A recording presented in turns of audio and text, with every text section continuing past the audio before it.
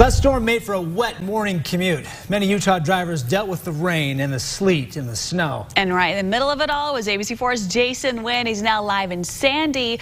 Jason, how are things looking over there?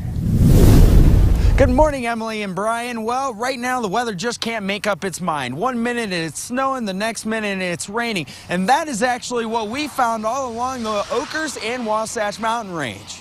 Can you even predict this anymore?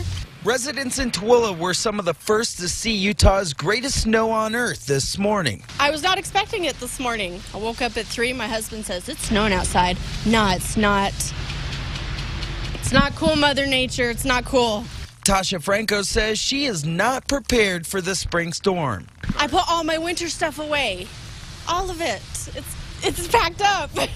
Grapple fell fast and hard, covering Tooele County parking lots and roadways. Folks headed into Salt Lake City saw plenty of sleet and snow on SR 201. Residents in Sandy got a fair dusting of snow near Little Cottonwood Canyon. Most of the roads stayed wet throughout the morning. Back in Tooele, Tasha has one request for the Pinpoint Weather Team. Make the snow go away so she can change her last name to Crisp. Time to get to real spring?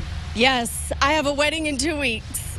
It should not be like this. Is it your wedding? It's my wedding. In 2 weeks? It is in 2 weeks. Oh. Hopefully this bad weather will move on in 2 weeks so she can get that wedding. But for folks at home, the winter storm warning that's out there, it's still going to be in effect until about 10 o'clock tomorrow. And we're going to cover all the weather woes. I'm Jason Wynn in Sandy City, ABC4 News.